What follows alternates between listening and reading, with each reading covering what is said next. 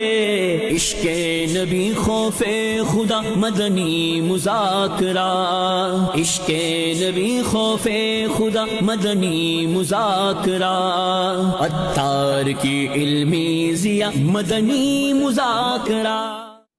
الحمدللہ رب العالمین والصلاة والسلام علی خاتم النبیین، اما بعد فاعوذ باللہ من الشیطان الرجیم، بسم اللہ الرحمن الرحیم۔ الصلاة والسلام علیک یا رسول اللہ وعلی آلک واصحابک یا حبیب اللہ، الصلاة والسلام علیک یا نبی اللہ وعلی آلک واصحابک یا نور اللہ۔ مدنی شہر کے ناظرین، الحمدللہ مدنی مذاکرے کا سلسلہ جاری ہے۔ انشاءاللہ الکریم کچھ ہی دیر بعد شیخ طریقت، امیر اہل سنت، امیر دعوت اسلامی حضرت علامہ مولانا ابو بلال محمد الیاس عطار قادری دامت برکاتہم العالیہ کو آپ مدنی چینل کی اسکرین پر دیکھیں گے اور علم و حکمت کے مدنی پھولوں سے انشاءاللہ الکریم آپ اپنے مشام جاں کو معطر کریں گے۔ مدنی مذاکرہ خود بھی دیکھا کریں، اس کی دعوت کو عام بھی کیا کریں۔ جو عاشقان رسول باب المدینہ کراچی میں رہنے والے ہیں، کوشش کریں فیضان مدینہ میں مدنی مذاکرے میں شرکت کیا کریں، اور جو کہیں اور رہتے ہیں پاکستان کے مختلف شہروں میں، دنیا کے مختلف ممالک میں ہوتے ہیں، تو کوشش کیا کریں مدنی مذاکرہ ضرور دیکھیں اور اس کی دعوت کو عام بھی کیا کریں۔ انشاءاللہ الکریم بہت اس کی برکتیں ملیں گی۔ درود پاک کی فضیلت کو شامل کرتے ہیں۔ اللہ پاک کے پیارے اور آخری نبی محمد عربی صلی اللہ علیہ وآلہ وسلم نے ارشاد فرمایا، تم جہاں بھی ہو مجھ پر درود پڑھو کہ تمہارا درود مجھ تک پہنچتا ہے۔ صلو علی الحبیب صلی اللہ علی محمد وعلی آلہ وصحبہ وبارک وسلم۔ انشاءاللہ الکریم آج بھی ہم کسی ایک ٹاپک پر رکن شورا سے انشاءاللہ الکریم گفتگو کریں گے، لیکن سب سے پہلے اپنے فارمیٹ کے مطابق، چونکہ مدنی مذاکرے کا ایک سیگمنٹ ہے جس میں ہم قرآن پاک کی تلاوت رکن شورا سے سنتے ہیں اور اس کا ترجمہ اور اس کی تفسیر بھی ہم سنتے ہیں، انشاءاللہ الکریم آپ شروع سے آخر تک اگر شامل رہیں گے، اللہ نے چاہا بہت آپ کو اس کی برکتیں بھی ملیں گی، سیکھنے کا بھی موقع ملے گا۔ آج جن آیات کی تلاوت انشاءاللہ الکریم ہم سنیں گے وہ ہے سورہ لقمان۔ سورہ لقمان ویسے تو یوں سمجھیے کہ پوری کی پوری صورت ہی بہت سی نصیحتوں پر مشتمل ہے، اللہ تبارک و تعالیٰ کی وحدانیت کے بارے میں، اللہ تبارک و تعالیٰ کی عبادت کے بارے میں، اور خاص طور پر حکیم لقمان رضی اللہ تعالیٰ عنہ نے جو اپنے بیٹے کو نصیحتیں فرمائیں، ان نصیحتوں کو قرآن پاک کی سورہ لقمان میں بیان کیا گیا ہے۔ ان نصیحتوں میں ہمارے سیکھنے کے لیے، ہمارے سمجھنے کے لیے بہت کچھ ہے۔ اتنی حکمت اور دانائی والے تھے حکیم لقمان کہ جبھی تو ان کے نام کی پوری صورت ہے سورہ لقمان۔ حکیم لقمان نے اپنے بیٹے کو کیا کیا نصیحتیں کی ہیں، ساری نصیحتیں تو ہم یقیناً شامل نہیں کر سکیں گے، لیکن کچھ نصیحتیں ہم انشاءاللہ الکریم شامل کریں گے۔ رکن شورا حاجی امین صاحب ہمارے ساتھ موجود ہیں، تلاوت کلام پاک سنیں گے اور انشاءاللہ الکریم تفسیر تعلیم القرآن سے اس کی تفسیر بھی سنیں گے۔ جی حضور۔ اعوذ باللہ من الشیطان الرجیم، بسم اللہ الرحمن الرحیم۔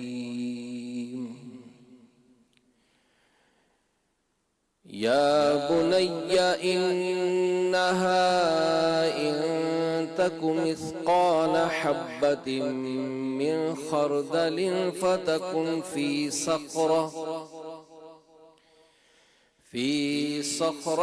او فی السماوات او فی الارض یأت بها اللہ، ان اللہ لطیف خبیر۔ یا بنی اقم الصلاة وأمر بالمعروف وانہ عن المنکر واصبر على ما أصابك ان ذلك من عزم الامور۔ ولا تصعر خدك للناس ولا تمش في الأرض مرحا إن الله لا يحب كل مختال فخور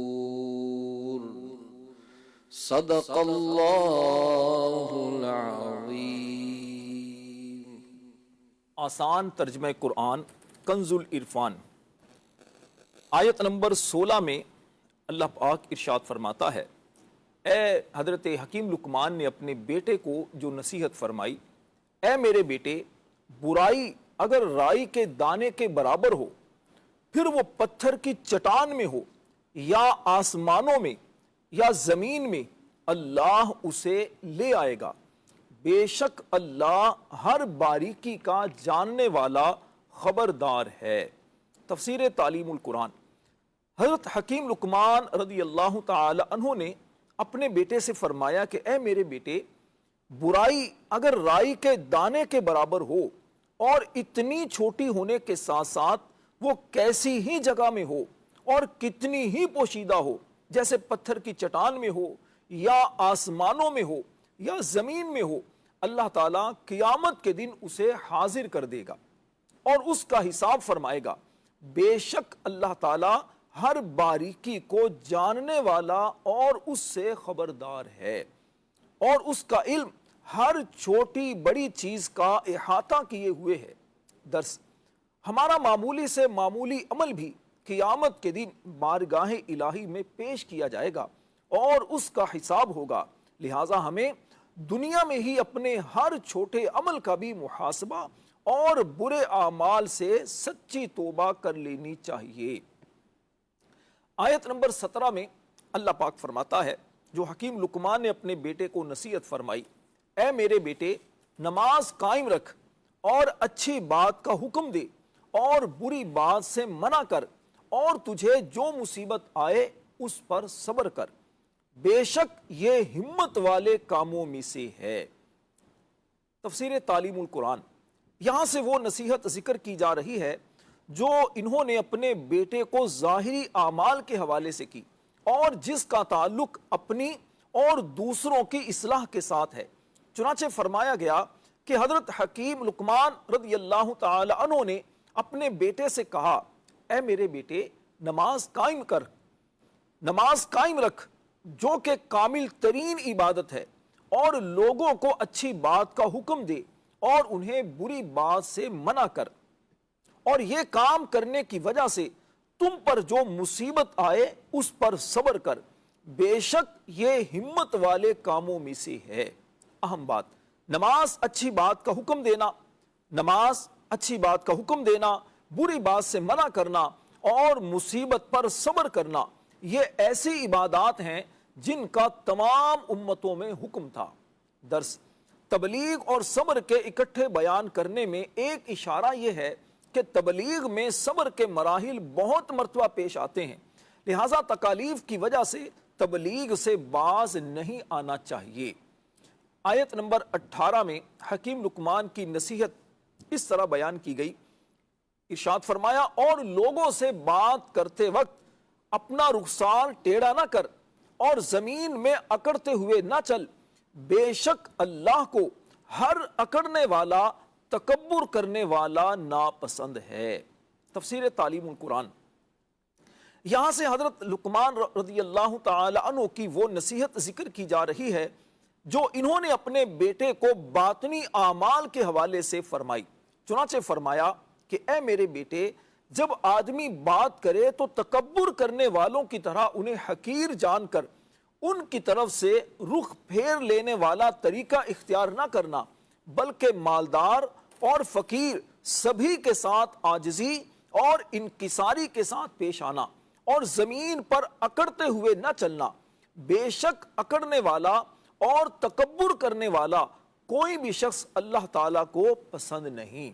درس: کسی کو حقیر نہیں جاننا چاہیے، بلکہ جس سے بھی ملاقات ہو تو اس کے ساتھ محبت اور اچھے انداز میں پیش آنا چاہیے۔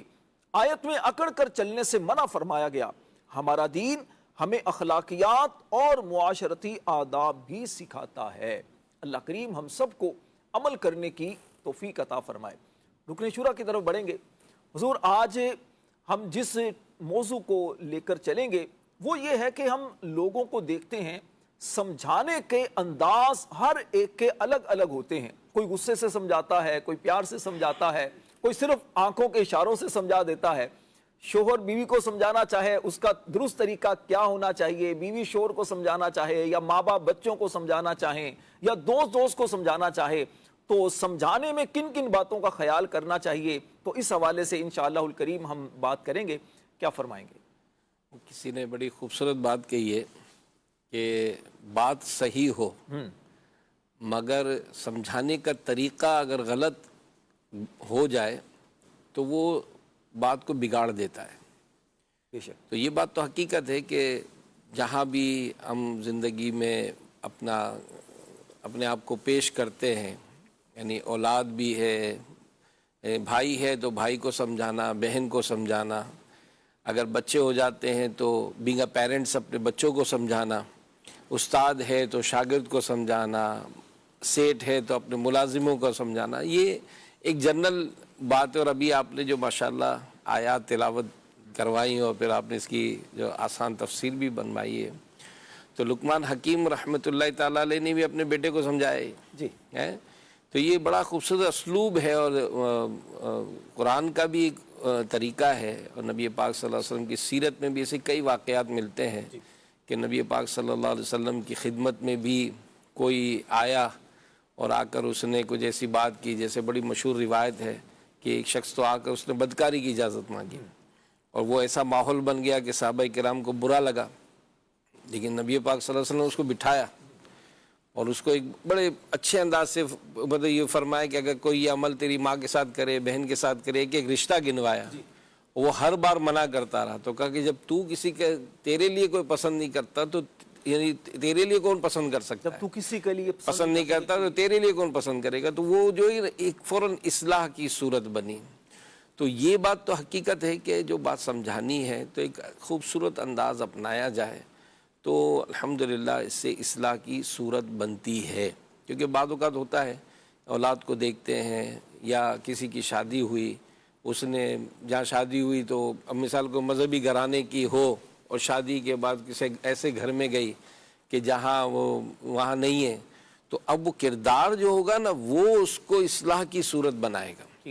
اچھا گھر کئی ایسے ہوتے ہیں جو خود جیسے ماحول میں آ گئے، اب گھر میں بچے اگر نہیں مان رہے یا عورت اگر جیسے اسلامی بہنوں کے اجتماعات ہوتے ہیں اس میں چلی گئیں اور وہ گھر میں جا کے دیکھ رہی ہے کہ جناب سمجھ نہیں رہے، تو بعض اوقات جو ماحول ہوتا ہے نا وہ سمجھانے کا اتنا تشدد کے ساتھ ہوتا ہے اور اتنا چیخو پکار کے ساتھ ہوتا ہے کہ وہ سمجھنا بہت دور کی بات رہی۔ ایسے ہی بلکہ کسی نے بڑی خوبصورت بات ایک سمجھانے کے لیے واقعہ لکھا ہے، بلکہ وہ کہانی اسٹوری جو بھی آپ کہتے ہیں اس کو، کہ ایک شخص کے یہاں ایک بڑا عجیب معاملہ درپیش ہو گیا کہ روزانہ جب وہ صبح کو اٹھتا تو اپنے گھر کے دروازے پر اس نے دیکھا کہ کوئی شخص کچرا پھینک کے جاتا تھا۔ اچھا، تو بڑا پریشان تھا کہ یار یہ کیا معاملہ ہو گیا۔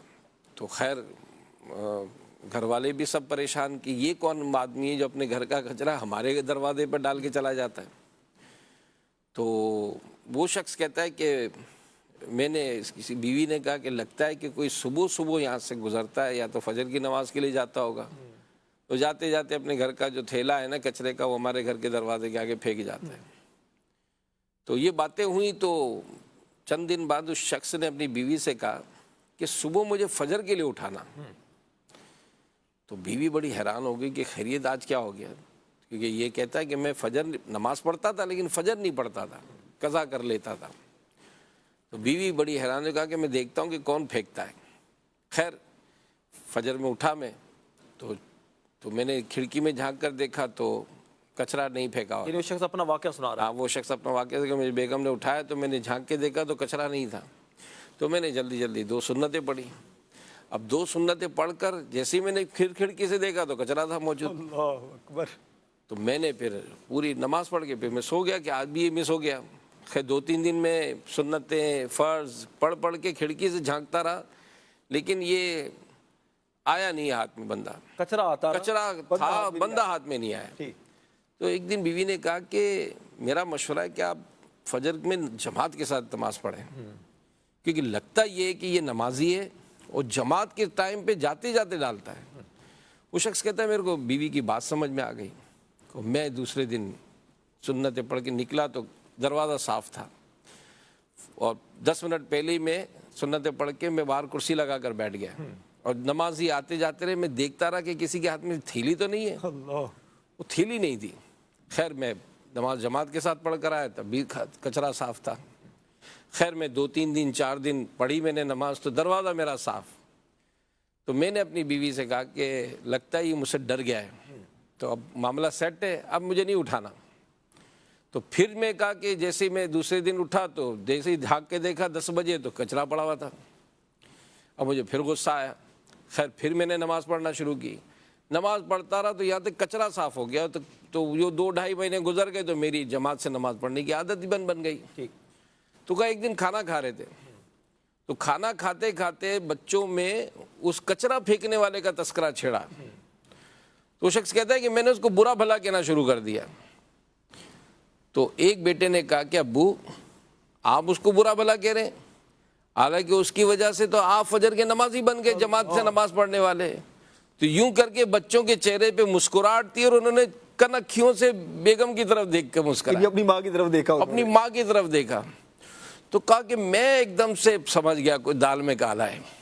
تو ایک دم سے میں نے اپنی بیوی کو دیکھا تو سب مسکرا پڑے, اور بیگم نے کہا کہ گھی جب سیدھی انگلی سے نہ نکلے نا تو اس کو ٹیڑھی انگلی سے نکالا جاتا. تو بیٹے نے بتایا کہ ابو جان یہ جو کچرے کی تھیلی ہے نا, یہ کوئی اور نہیں پھینکتا تھا, یہ امی نے رکھی تھی, اور اس بہانے سے وہ آپ کو فجر کی نماز کا جماعت سے پابند بنا دیا.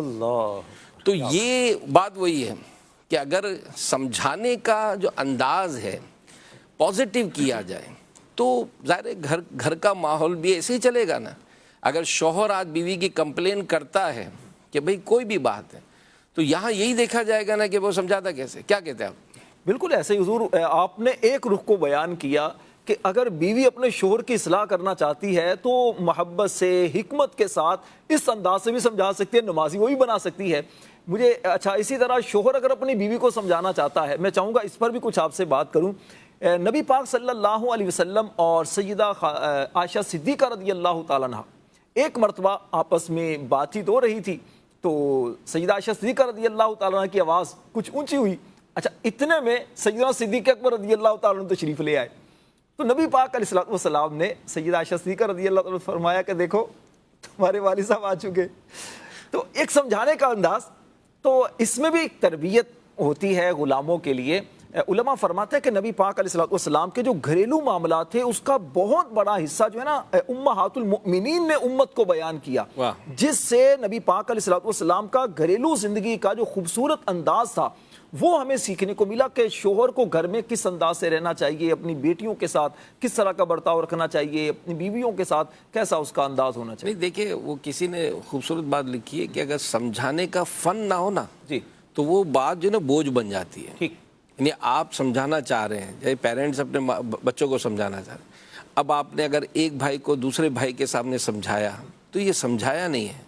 آپ اپنی بیوی کو سمجھانا چاہ رہے ہیں, بیوی کو بچوں کے سامنے ڈانٹ ڈپٹ کے سمجھایا تو آپ نے سمجھایا نہیں ہے. ملازمین کا بھی یہی معاملہ ہے. اور پھر کہا گیا نا کہ جس نے کسی کو تنہائی میں سمجھایا اس نے اس کو زینت بخشی, اور جس نے سب کے سامنے سمجھایا اس کو بگاڑ دیا. سیدنا ام دردہ رضی اللہ تعالیٰ عنہ کی یا ان کا یہ فرمان ہے. اچھا جی, تو یہ روایت جو بیان کی جاتی ہے تو اس میں ہمارے لیے یہی ہے نا کہ ہم مطلب اس معاملے میں وہ کون سا کردار ادا کریں. اور پھر مطلب یہ کہ اگر یہ سمجھانا ہے تو ظاہر ہے زندگی میں ایسا تو ہے ہی نہیں پاسبلٹی کہ مجھ سے غلطی نہیں ہوگی. بھائی غلطی تو ہوگی نا, مجھے آپ نے کوئی کام دیا ہے اور میں کام کرنے میں نیا ہوں, تو یہ کیسے پاسبل ہے کہ میں وہ کام مطلب وہ صحیح کروں گا. لیکن بات کیا ایک خوبصورت بات اور بات بھی ہے کہ اٹیم غلط کرنے کا نقصان کیا ہوتا ہے. نگران شورا نے غالباً ہمارے کسی ایک مشورے میں ایک بات سمجھائی تھی کہ ایک بچہ جو ہے وہ ڈرائنگ روم میں کھیل رہا تھا اور والدہ جو ہے وہ کچن میں کام کر رہی تھی. اچانک اس کے ہاتھ سے गिलास गिर गया और गिलास टूट गया बच्चे के हाथ से। तो जैसे ही गिलास टूटा तो एकदम से माँ आई और उसने जोरदार थप्पड़ मारा उसको। जैसे ही थप्पड़ मारा ना तो उस बच्चे के दिल में ये आया कि गिलास कीमती है, गिलास अहम है, गिलास अहम है, जब भी मुझे मारा है। अच्छा, कहानी का दूसरा रुख कि गिलास टूटा, औरत बाहर आई और बाहर आकर उसने बच्चे से कहा बेटा लगी तो नहीं? अल्लाह। तो अब बच्चा कहेगा कि मैं अहम हूं। गिलास टूट गया, गिलास वापस नहीं जुड़ेगा, बट आपका बिहेव जो है ना वो या तो बच्चे को तोड़ देगा या बच्चे को बना देगा। बहुत खूब। तो हम यहाँ पर ये देखें कि ये समझाना जो है ये क्या है, ये बहुत बड़ा काम है, बहुत बड़ा काम है। आज यहाँ पर मदनी मुज़ाकरे में यहाँ जो आते हैं तो आज आकर ये जो ईद की नमाज ना पढ़ने वाला भी ताजुद पढ़ता है, रमज़ान के रोज़े ना रखने वाला भी जनाब ये नफली रोज़े रख रहे हैं। तो ये सब क्या है? ये वली कामिल के वो समझाना है, सुभान अल्लाह, कि वो जिस अंदाज से समझा रहे हैं तो आज आपके 6-6, 8-8 साल के बच्चे रोज़े रख रहे हैं, समझ रहे हैं ना। 100 साल के बूढ़े भी समझ रहे हैं, औरतें भी समझ रहे हैं, मर्द भी समझ रहे हैं, बल्कि गूंगे बेरे समझ रहे हैं। अब कमाल है यार, है कमाल है कि अमीर रसूल जो समझा रहे हैं गूंगे बेरे भी समझ रहे हैं। यानी यहाँ फैज़ान मदीना में वो हल्का दिखाया जाएगा कि जिसमें ये गूंगे बेरे जो है दाढ़ी वाले मिलेंगे, सुभान अल्लाह, ये नमाजी मिलेंगे, ये हो सकता है आज रोज़ा भी रखा हुआ होगा ना। तो ये सारा समझाना जो है ये कैसे हुआ?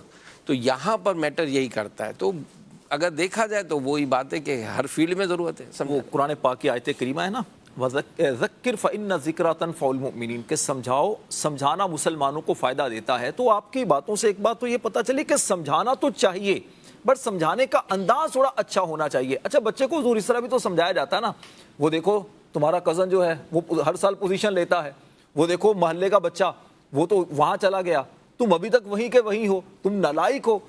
टीचर भी तो नालायक ही रहता है। अच्छा, हाँ, अगर बास के होते हैं तो गधा है, वो गधा ही रहेगा, तो बेवकूफ़ है, वो बेवकूफ़ ही रहेगा। यानी कि बाज़ औक़ात ये है कि ये जो जुमले हैं ना, अगर आप किताबों का मुताला करें, मैं इनको कहूँगा हमारे मदनी चैनल के नाज़रीन को, अल्हम्दुलिल्लाह दावत इस्लामी के मदनी माहौल में ये किताबें इस पर लिखी गई हैं। ये जो बातें करते हैं, ये जो बाकायदा निगरान शुरा का पूरा एक टॉपिक है जो आपके माहनामा फैज़ान मदीना में हर महीने वो शाया होता है जी। उसमें कई आपको ऐसे टॉपिक्स मिलेंगे, कई ऐसे मजमून मिलेंगे कि ये बाकायदा, इसमें तो मैंने पूरा बयान सुना है कि ये जो तंज करना है ना कि भाई फलां पायलट बन गया, तू यहाँ का यही है, तो भाई तो हर एक के अंदर पायलट बनने की सलाहियत नहीं होती, हर कोई हाफिज नहीं बन सकता। इसी तरह हर एक का अलग अलग मैटर है। अगर किसी का बेटा डॉक्टर बन गया और आपका बेटा हाफिज बना, अगर कंपैरिजन किया जाए तो आपका बेटा ज़्यादा अफजल है, हालांकि उसको माशरे में डिग्रेड किया जाता है। तो हम ये सोचे समझे तो कई ऐसी चीज़ें होती हैं कि सर माँ बाप अपने जवान बच्चों को, ख़ास तौर पर जब बच्चे कुछ बड़े हो रहे होते हैं, तो एक जुमला आम तौर पर कहते हैं और सुनने को मिलता है, हमारे दौर में तो ऐसा नहीं होता। क्या बात, हमारे दौर में तो ये मोबाइल नहीं था, हमारे दौर में तो बड़ों के साथ यूँ होता था, हमारे दौर में तो यूँ होता था। तो बच्चा सुन करता भाई ये हमारा दौर है। क्या फरमाएंगे, क्या ख्याल करना चाहिए? ये भी जो है ना गैर मुनासिब अंदाज है, गैर मुनासिब अंदाज है कि ये जो मिसालें दी जाती हैं कि भाई हमारे दौर में जो है वो मुर्गी इतने की थी तो तुम इतने की लेकर आते हो, हम तो यूं काम करते तो फला। तो पिछले दौर में और अब के दौर में बहुत फ़र्क है, बल्कि ख़ासकर हमारी जो जनरेशन है जो 65 के बाद जो पैदा हुई, तो सच्ची बात है हमने तो अपने ही दौर में बहुत कुछ देखा है, बगैर मोबाइल का भी, बगैर फ़ोन का भी वक्त देखा, मोबाइल का भी वक्त देखा है। तो ये बात है और इस पर भी कहा ये जाता है कि ये जो है ना, ये अंदाज़ जो है ना, ये भी बुज़ुर्गों का अगर ये अंदाज़ है तो ये समझाएं, ये अंदाज़ दुरुस्त नहीं है कि हमारे वक्त में यूँ होता है, तो ये कहना दुरुस्त नहीं है। और इसी तरह कई ऐसी चीज़ें जिसको मतलब जो मिसालें दी जाती है ना कि हर वक्त मोबाइल लेकर बैठते हो, तो बाज़ औक़ात कई ये चीज़ें ऐसी होती है कि जिसने ज़िंदगी को आसान भी किया है। अगर जैसे मिसाल हमारे दौर में ऐसा नहीं था, तो आपके हमारे जो पुराना दौर था उसमें कई चीज़ें सीखने के लिए कई के मील जाना पड़ता था। आज आपके लिए वही मोबाइल में आसानी हाँ यूटिलाइज है, آپ کے گھر میں چھری ہے، اگر وہ کسی کو کوئی مار دیتا ہے تو وہ ظاہر ہے وہ غلط ہے، لیکن اسی چھری کے بغیر تو آپ پھل بھی نہیں کاٹ سکیں گے، ایسے ہی فروٹ بھی نہیں کاٹ سکیں گے۔ تو یہ جو مثالیں اس طرح سے دی جاتی ہیں کہ ہمارے دور میں یوں تھا، تو یہ بھی درست۔ امیر اہل سنت دامت برکاتہم العالیہ سے بارہا یہ بات سنی ہے، میں چاہوں گا اس پر آپ کچھ بتائیے گا۔ امیر اہل سنت فرماتے ہیں میں اپنے بچوں کو حکم نہیں دیتا، کیا بات! میں مشورہ ان کو دیتا ہوں، اگر یوں کر لیا جائے۔ کیا اس میں حکمت کیا ہے، اس کے کیا کیا فوائد حاصل ہوتے ہیں؟ تو اس پر بھی اگر کچھ والدین کی تربیت ہو جائے۔ دیکھیں، والدین کا حکم ماننا جی جو اولاد پر لازم ہے، بے شک، تو اللہ پاک امیر سنت کو کے درجے اور بلند کرے کہ آپ کا یہ جو انداز ہے نا، اس میں یہ ہے کہ اگر اولاد کسی سبب سے نہ بھی کرے تو گناہ گار نہ ہو۔ تو کیا کہ میرا یہ مشورہ ہے، آپ ایسا کر لیں تو بہتر ہے۔ اور پھر بعض اوقات کوئی ایسی چیز ہوتی ہے جو غلط ہو جاتی ہے، تو اس وقت بھی فوراً ری ایکشن دینا یہ بھی درست نہیں ہے۔ یعنی وہ کسی نے لکھا تھا، کتاب میں نے پڑھا تھا کہ ایک بچے کو ایک والد نے سائیکل دلا کر دی۔ اب جب سائیکل دلا کر دی تو وہ بچہ جو ہے اس کی تو موج لگ گئی، جیسے ابو کام پہ نکلتے تھے تو یہ بھی اپنے اسکول وغیرہ سے آ کر سائیکل پہ گھومنا گھومنا گھومنا، اور ابو کے آنے سے پہلے آ کر وہ سائیکل اپنی جگہ کھڑی کر دیتا۔ تو ایک دن اس کی امی نے اس کے ابو کو کہا کہ بھئی یہ تم نے اس کو سائیکل تو دلا دی ہے، لیکن یہ تو ہاتھ میں نہیں آتا ہے، سارا دن گھومتا گھامتا رہتا ہے، اور جیسے تمہارے آنے کا ٹائم ہوتا ہے تو یہ رکھ دیتا ہے سائیکل، لیکن سارا دن اب پڑھائی کی طرف دھیان نہیں ہے۔ یوں کر کے اس کو بتایا ساری کہانی۔ والد صاحب کو غصہ آیا، والد صاحب نے اس کو بلایا، کہا کہ اس لیے سائیکل دلائی تھی، خبردار آئندہ سائیکل کو ہاتھ لگایا۔ چین منگائی، تالا منگایا، چین لگا کر تالا لگا کر بند، آج سے کوئی سائیکل نہیں چلے گی۔ خیر بچہ چلا گیا۔ دوسرے دن والد صاحب کام پر گئے، اس نے والد صاحب کا پلاس پیچکس نکالا، چین کی کڑی کھولی، اللہ، تالا نکالا، سائیکل لی، وہ گھوم کے واپس والد صاحب کے آنے کے بعد اس نے سائیکل رکھی، چین رکھائی، کلپ پلاس سے اس نے ٹائٹ کر دیا، پتہ ہی نہیں چلا کہ سائیکل نکالی تھی۔ اب جیسے والد صاحب آئے تو والدہ نے پھر کہا، دیکھا تمہارے بیٹے کا کارنامہ؟ تو کہا اب کیا کیا ہے؟ سائیکل تو میں نے تالے میں لگا دی تھی۔ کہاں تالے میں لگائی؟ تمہارے جاتے ہی اس نے تو چین کھول دی اور سارا دن یہ گھومتا رہا، اور اس طرح سے تمہارے آنے کے بعد اس نے چین لگائی اور پلاس سے اس نے یہ کر دیا، سارا دے دیا اس کو رزلٹ۔ والد نے اس کو بلایا، اور والد نے اس کو بلا کر اس کو کہا، واہ بھیا تم تو سائنسدان بنو گے، اللہ، اتنا زبردست کام کیا، میں تو پہچان ہی نہیں سکا کہ تم نے سائیکل لیے، شاباش۔ اب یہ کہہ کہ اس کو شاباش یہ دی، اس کی ماں دیکھ رہی کہ یہ کیا کر رہا ہے۔ اچھا وہ کر کے بچہ تو خوش چلا گیا۔ اب 1-2 گھنٹے کے بعد پھر بلایا، اور بلا کر اس کو کہا کہ بیٹا یہ تم نے کام تو کیا، لیکن یہ چوری ہوئی نا، اس طرح سے تم نے اس طرح کیا، تو یہ تو یوں نہیں کرنا چاہیے، یہ نہیں کرنے۔ اب اس کے جو پہلو تھے نا جو اس نے غلط کیے وہ اس کو سمجھائے۔ سبحان اللہ۔ تو یہ جو چیز ہوتی ہے نا کہ آپ جو سمجھا رہے ہیں اس میں دیکھیں تو صحیح کہ اس کا ری ایکشن کیا ہوگا۔ بہت خوب۔ اگر آپ ہر بات پر ڈانٹ ڈپٹ، ہر بات پر غصہ، ہر بات پہ تھپڑ، وہ عادی ہو جائے گا۔ جیسے بعض استاد ہوتے ہیں یہ لیٹ آنے والے پہ ڈنڈا مارتے ہیں۔ اچھا اس نے سوچا ہے کہ یار 2 تو کھانے ہی کھانے بھائی، لیکن آدھا گھنٹہ لیٹ جا کر بھی 2 کھانے، تو آتے ہی سب سے پہلے کچھ بھی نہیں کرتا، وہ ہاتھ ہی یوں کرتا ہے کہ مار لے بھائی، تو اپنا کام پورا کر لے، میں تو عادی ہو گیا۔ لیکن کوئی ایسا اگر ہم رزلٹ دیتے ہیں کہ جس میں ہم اس کو پراپرلی سمجھاتے ہیں، اس کو نہ دیر سے آنے کے نقصانات سمجھاتے ہیں، اور پھر ریزن کیا ہے وہ سب چیزیں دیکھتے ہیں، تو بسا اوقات وہ چیز جو ہے وہ سمجھ میں آتی ہے۔ سمجھانے کا وقت بہت میٹر اس میں کرتا ہے کہ آپ جب سمجھا رہے ہیں تو اس وقت ہوگا، آپ غصے، کوئی بندہ پہلے سے غصے میں ہے اور آپ اسی وقت اس کو سمجھا رہے ہیں، آپ بھی غصہ کر رہے ہیں، تو پھر اس کو سمجھ نہیں آئے گی۔ اللہ پاک امیر اہل سنت کے درجے بلند کرے۔ ہم بیان کرتے ہیں تو امیر اہل سنت بھی سماعت فرماتے ہیں، تو الحمدللہ مجھے سعادت ملی ہے کہ امیر اہل سنت نے بیان کے بعد پرچی بھیجی، اور پرچی بھیج کے پہلے تو حوصلہ افزائی کہ ماشاءاللہ آپ کا بیان سنا تو یوں، اور فلاں واقعہ آپ نے سنایا، ڈھارس بند گئے، یوں کر کے پھر نیچے نوٹ کہ فلاں جو بات آپ نے کہی ہے نا اس پر ذرا مفتی صاحب سے مشورہ کر لیجیے۔ یعنی ایسے کئی واقعات امیر اہل سنت کی سیرت کے ہیں کہ آپ نے سمجھایا ہے لیکن بسا اوقات وہ سمجھانا ایسا کہ اس کی تو زندگی کا وہ تاریخی واقعہ بن گیا. ایک ہوتا ہے کہ ہمارا وہ سمجھانا سامنے والے کو زندگی بھر کے لیے ڈیگریڈ کر دیتا ہے, اور ایک ایسا سمجھانا ہے کہ وہ سمجھانا ہی اس کا یادگار ہو جاتا ہے کہ کیا سمجھایا تھا, کیا سمجھایا, کیا اٹیمپٹ کیا, کیا چیز دی ہے. اور یہ یقین مانے راشد بھائی کہ معاشرے میں اس کا اتنا فقدان ہے کہ ان چیزوں کا اگر ہم نے سدے باب نہیں کریں گے, ہم اپنی نسلوں کی پرورش کیسے کریں گے؟ ہم کیسے چاہیں کہ ہم چاہتے ہیں کہ ہمارے بچے جو ہے وہ با اخلاق بنے, لیکن ان کے اخلاق کو اچھے کرنے کے لیے ہم نے کیا کردار ادا کیا؟ میں چاہتا ہوں کہ میرے گھر کا ماحول اچھا ہو, تو لیکن میرے گھر کا ماحول اچھا کرنے میں مجھے جو پازیٹیو کردار ادا کرنا چاہیے وہ میں کر ہی نہیں رہا ہوں. یعنی وہ کون ہے, وہ کون سا ایسا ٹیچر ہے کہ جس کے پڑھنے والے اس کو کہیں کہ یار میں بھی ٹیچر بنوں گا؟ کون ہے؟ آج کل کے دور میں تو کوئی ایسا نظر نہیں آتا ہے کہ استاد کے انداز, استاد کے اخلاق. میں نے ایک بڑا یقین مانے واقعہ, کیا واقعہ ہے کہ ایک شادی میں ایک ادھیڑ عمر کا شخص شادی میں گیا ہوگا فنکشن میں, تو فنکشن میں اس نے دور سے ایک بوڑھے آدمی کو دیکھا. اب جیسے غور کیا تو یاد, ارے یہ تو میرے ٹیچر ہیں. اب وہ جو ادھیڑ عمر, یعنی کوئی اگر 50 ایئرس کا ہو اور وہ شادی میں جائے تو ظاہر 75-80 ایئرس کا کوئی اس کو استاد نظر آئے, ارے میرے استاد, بھاگا ہوا ہے, السلام علیکم, کیسے سر, خیریت سے, ٹھیک ہے, بڑی محبت سے ملا. تو وہ بھی بوڑھا آدمی تھا, اس نے چھوٹی چھوٹی آنکھیں کر کے کہا ہاں بھائی کیسے ہو, ٹھیک ہو, کون ہو بھائی؟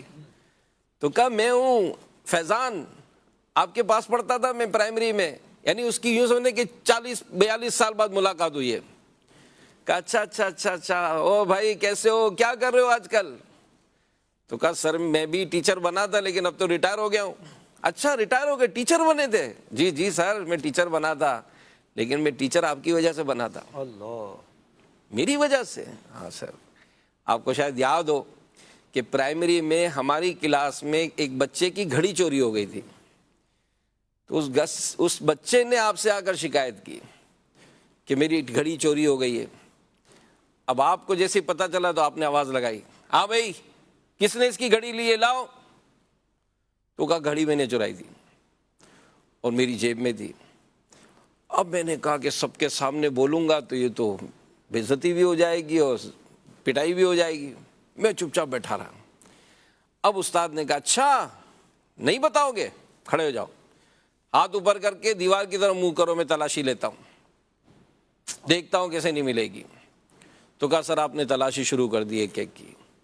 میری جیب سے گھڑی نکل آئی, مگر آپ نے تلاشی سب کی لی. اس بچے کو بلایا اور اس کو گھڑی دے دی.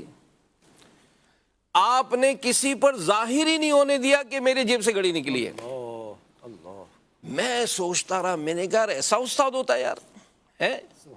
میں متاثر ہوا, میں نے کہا بس میں تو اب ٹیچر بنوں گا بھائی. ٹیچر ایسا ہوتا ہے, میں ٹیچر بنوں گا. کہ یہ کہہ کر کہا کہ بس سر میں نے آپ کی وہ بات دیکھ کر نیت کی تھی میں ٹیچر بنوں گا, پھر میں ٹیچر ہی بنا.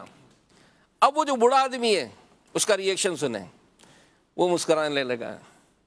کہ بات سنو, میں نے جب تلاشی لی تھی نا تو میں نے اپنی آنکھیں بند رکھی تھی, مجھے تو آج پتا چلا کہ وہ گھڑی تمہاری جیب سے نکلی ہے. یعنی آپ سوچیں یار, اگر معاشرے میں یہ کردار ہو, آپ کیسے کہتے ہیں کہ بھائی کوئی نہیں سمجھتا یار, آپ کیسے کہتے ہیں کوئی نہیں سمجھتا؟ آپ آئیں تو صحیح, یہ جو سیرت کی کتابوں میں یہ سب کچھ لکھا ہے, آخر معاشرہ سدھر سکتا ہے. بٹ سب سے پہلے میں اس بات پر آؤں تو صحیح کہ مجھے کردار ادا کرنا ہے. کوئی کرنے کے لیے تیار نہیں ہے, کوئی سمجھانے کے لیے تیار نہیں ہے. بد اخلاقیاں, غصہ, چڑچڑاپن, مار دھاڑ, اگر یہ انداز اختیار کیا تو ہم کیوں یہ کہتے ہیں کہ بھئی نوجوان آج یوں ہو گئے. تو جن کو اللہ پاک نے منصب دیا ہے, جو وہ یہ کردار ادا کر سکتے ہیں, ان کو ہم سب کو سوچنا چاہیے کہ یہ جو بات ہے سمجھانا, جس سطح پر بھی ہو, اس سمجھانے کے لیے مجھے جو کردار ادا کرنا چاہیے اس میں کمی ہے, اور اس کمی کو اگر میں دور کرتا ہوں. سبحان اللہ. ایک آپ نے ٹیچر کی ایک بات سنائی کہ ٹیچر نے دیکھیے اس کا عیب خود پر بھی ظاہر نہیں ہونے دیا, اتنی اس کی عزت کا تحفظ کیا, اور پھر اس کو بھی کیسا اپنے کردار کا گویا اسیر کیا کہ آگے چل کر وہ بھی ایک ٹیچر بنا. اسی طرح حضور ٹیم لیڈر جو ہوتا ہے، ایک بڑا جو ہوتا ہے، قبلہ امیر اہل سنت کی مبارک ذات کو دیکھیں، یقینی طور پر اگر میں کہوں تو آپ کے سامنے بہت سارے ایسے واقعات ہوں گے جس طرح آپ نے فرمایا، اس طرح بہت ساروں سے سنا ہے امیر اہل سنت بیان سکھایا، باقاعدہ اپنے بیان کرنا سکھایا، تلاوت کرنا سکھائی، اور میں نے تو بڑے بڑے نعت خوانوں سے سنا ہے کہ انہوں نے کہا کہ ہمیں طرز بھی امیر اہل سنت نہیں سکھائی۔ ہمیں بتاتے آج بھی بتاتے ہیں کہ یہ اس طرز سے پڑھنا ہی کلام۔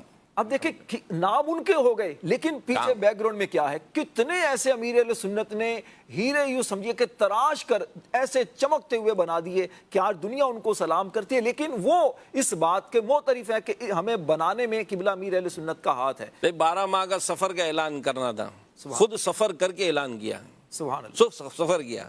آج اگر ہم دیکھتے ہیں کہ امیر اہل سنت ہم سے کوئی بھی ایسا کام کی امید رکھتے تو خود میدان میں ہے نا۔ سبحان اللہ۔ میں مدنی مذاکرہ دیکھو، آج دنیا بھر میں ماشاءاللہ بہت سے سعادت مند ہیں جو مدنی مذاکرہ قضا نہیں کرتے ہیں، بیٹھتے ہیں دیکھتے ہیں، لیکن ہم یہ دیکھتے ہیں کہ اس ایج میں بھی، یعنی وہ بات شاید مدنی چینل کے ناظرین کو بھی شاید نہیں پتا ہوگا، ابھی جو 6 رجب کے مدنی مذاکرے ہوئے راشد بھائی، میں کسی ایئرپورٹ میں ایک ہمارے عالم صاحب آئے تھے پچھلے مہینے، تو ان کو میں چھوڑنے گیا تھا، تو ہم بھی قصدن، ہمیں معلوم ہی نہیں ہوتا کہ امیر کی فلائٹ کب ہے، لیکن جب وہاں پہنچے تو ایئرپورٹ پہ گاڑیاں اور گہما گہمی تھی، تو سمجھ میں آ گیا امیر سنت تشریف لا رہے ہیں۔ خیر تو زیارت ہو گئی وہاں پر۔ اب جب ہم واپس آئے تو رات کے وہ پہلا مدنی مذاکرہ ہو رہا تھا اور اعلان ہوا تھا کہ خصوصی مدنی مذاکرہ ہوگا۔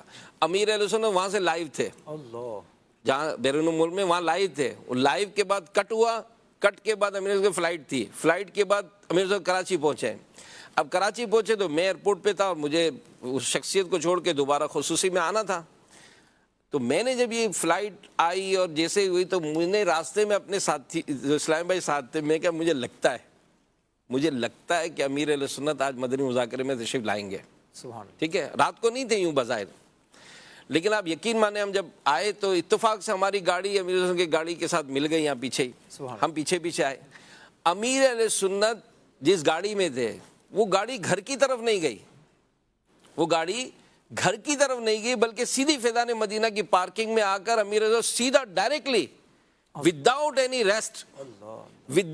ریسٹ سیدھے مدنی مذاکرے میں تشریف لائے۔ عمر کتنی ہے، عمر کتنی، اب آپ خود اندازہ لگائیں کہ جو اتنی پنکچولیٹی ہے، اتنے احساس ہے، تو یہ وہ لیڈر ہیں جو ہم کو اس بات کا لیسن دیتے ہیں کہ ہم اس ایج کو دیکھیں اور خود اپنی ایکٹیویٹی دیکھیں۔ تو کیا یہ تقاضا نہیں ہے کہ ہم ان کے پیچھے ان کے دیے ہوئے کام کو کریں؟ اور یہ ہمیشہ یاد ہے کہ دعوت اسلامی، اللہ پاک اس کو نظر بد سے بچائے، سلامتی دے، بڑے ہمیشہ ہمیں پتہ ہے کیا ہے، کہا کہ اطاعت کا پٹا یہ باندھے اپنی کمر سے، اور حکم ملتا نا لگاؤ چھلانگ لگاؤ، اس لیے کہ سرا ہمارے ہاتھ میں، اللہ، ڈوبنے نہیں دیں گے۔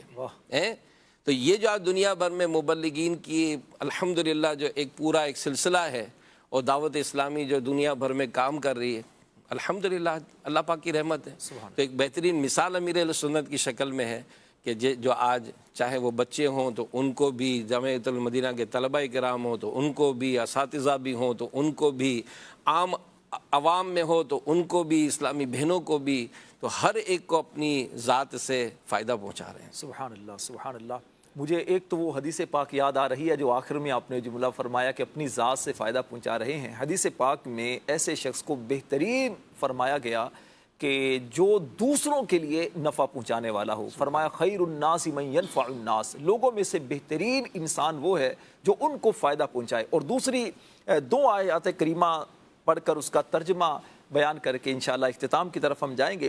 سورہ صف کی آیت نمبر 2 اور 3 میں اللہ پاک نے ایمان والوں کو حکم ارشاد فرمایا، یا ایھا الذین آمنوا لم تقولون ما لا تفعلون، اے ایمان والو وہ بات کیوں کہتے ہو جو کرتے نہیں، کبر مقتا عند اللہ ان تقولوا ما لا تفعلون، اللہ کے نزدیک یہ بڑی سخت ناپسندیدہ بات ہے کہ تم وہ کہو جو نہ کرو۔ قبلہ امیر اہل سنت، امیر دعوت اسلامی کی مبارک شخصیت میں ہمیں یہ بات نظر آتی ہے کہ آپ جس بات کی ترغیب دلاتے ہیں، جن کاموں کا آپ امت کو رہنمائی کرتے ہیں، خود اس سے پہلے عمل کرتے ہیں۔ حضور پیٹ کا کفل مدینہ جو کتاب آئی ہے تو اس سے پہلے آپ نے کتنا اپنا وزن کم کر دیا؟ نہیں خود فرمایا کہ میں نے جب یہ کتاب لکھی تو اس کتاب لکھنے میں غالباً 23 کلو یا 28 کلو وزن کم ہوا تھا. اللہ. الحمدللہ تو اللہ پاک کی رحمت ہے بہت. تو یہ امیر اہل سنت کی مبارک سیرت پر بھی ہم نے کچھ رہنمائی حاصل کی رکن شورا سے. اللہ پاک سے دعا کرتے ہیں اللہ پاک ہم سب کو عمل کرنے کی توفیق عطا فرمائے. سمجھانے کا انداز سیکھ لینا چاہیے, نہ آتا ہو تو بڑوں سے سیکھ لینا چاہیے, اس میں بھی بڑا فائدہ ہوتا ہے. اللہ پاک ہم سب کو عمل کی توفیق عطا فرمائے. آمین بجاہ النبی الامین صلی اللہ علیہ وآلہ وسلم. صلو علی الحبیب صلی اللہ علی محمد وعلی آلہ وصحبہ وبارک وسلم. میرا دل اور میری جان مدینے والے, میرا دل اور میری جان مدینے والے, تجھ پہ سو جان سے قربان مدینے والے, تجھ پہ سو جان سے قربان, تجھ پہ سو جان سے قربان مدینے والے. سب کے مطلوب کا محبوب ہے, مطلوب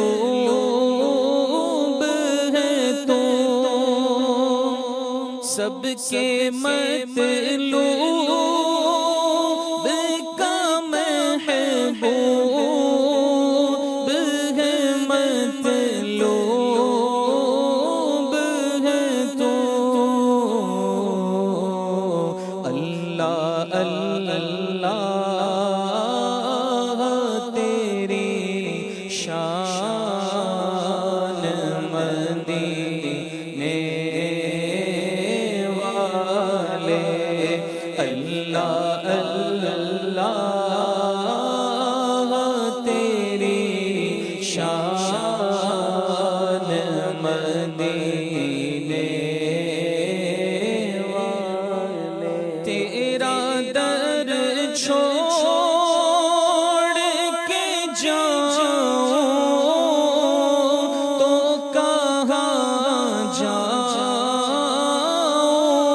میں, تیرا در چھوڑ کے جاؤں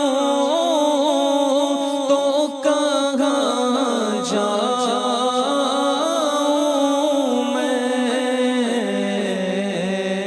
میرے آقا میرے سلطان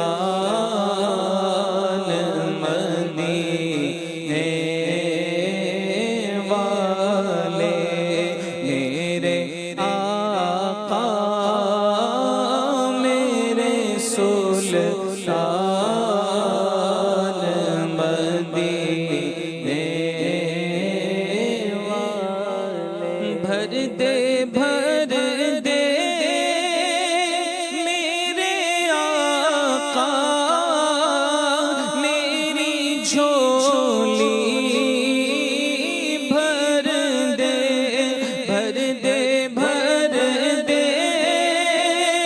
میرے آقا میری جھولی, بھر دے. اب نہ رکھ بے سرو سامان مدینے والے, اب نہ رکھ بے سرو سامان, اب نہ رکھ بے سرو سامان, اب نہ رکھ بے سرو سامان مدینے والے.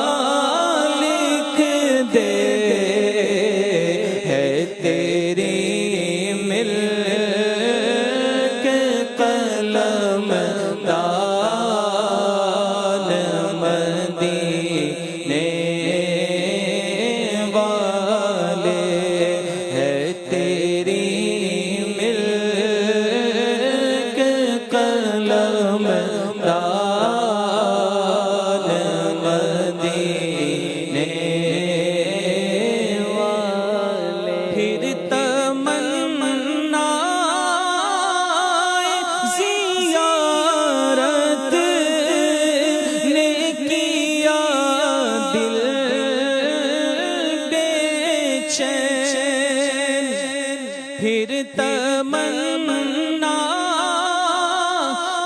زیارت نے کیا دل بے چین، پھر مدینے کا ہے ارمان، مدینے والے پھر مدینے کا ہے ارمان، پھر مدینے کا ہے ارمان، پھر مدینے کا ہے ارمان، مدینے والے پھر مدینے کا ہے ارمان، مدینے والے سبز گنبد کی فضاؤں میں بلا لو آقا، سبز گنبد کی فضاؤں میں بلا لو آقا،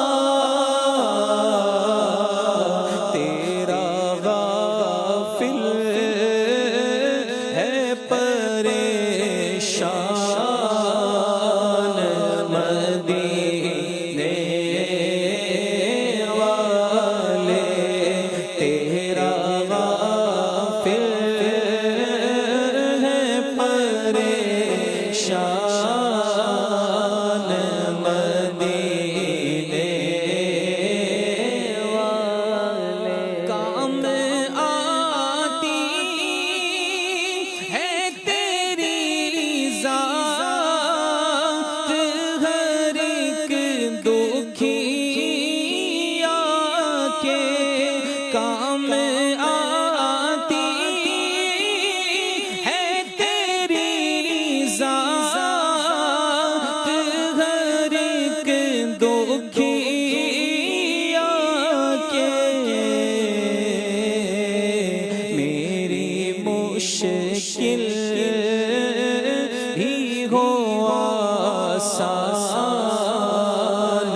مدینے والے میری مشکل بھی ہو آسان، مدینے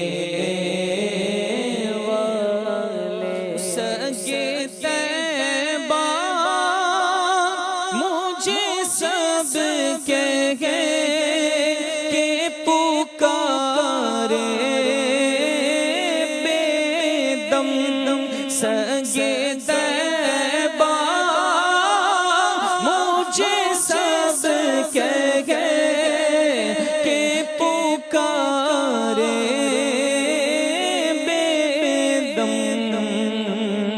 یہی رکھے میری پہچان،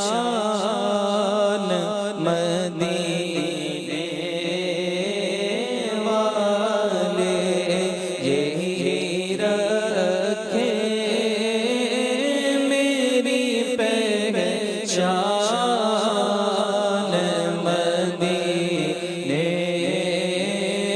والے میرا دل اور میری جان، مدینے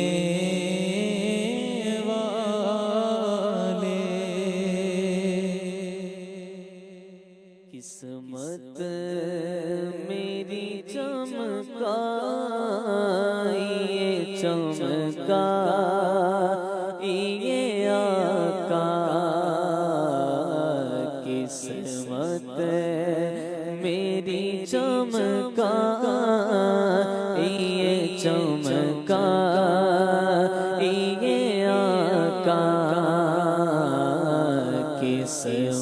قسمت میری چمکا یہ چمکا یہ آقا قسمت میری چمکا یہ چمکا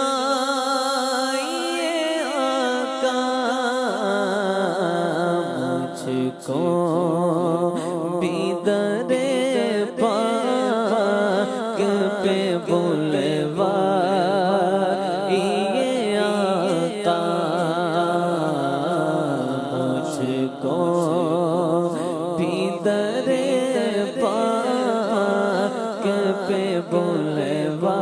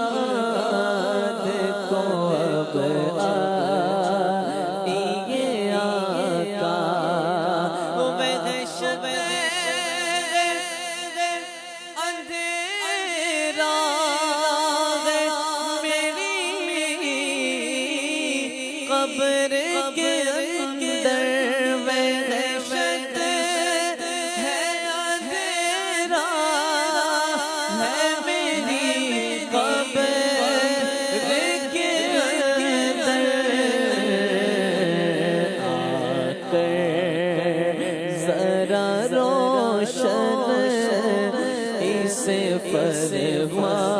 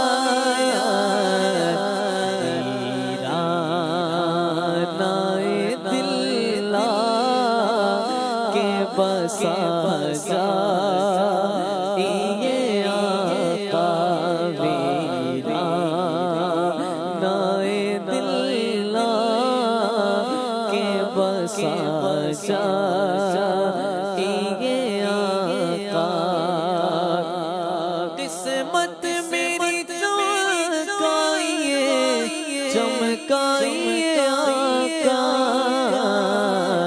مجھ کو بھی در پاک پہ بلوائیے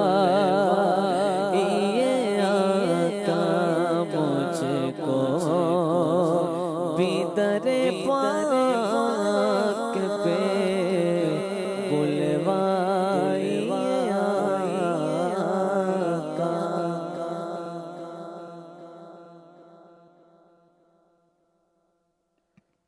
صلو علی الحبیب صلی اللہ تعالی علی محمد وعلی آلہ وصحبہ وبارک وسلم. صلاۃ و سلام علیک یا سیدی یا رسول اللہ.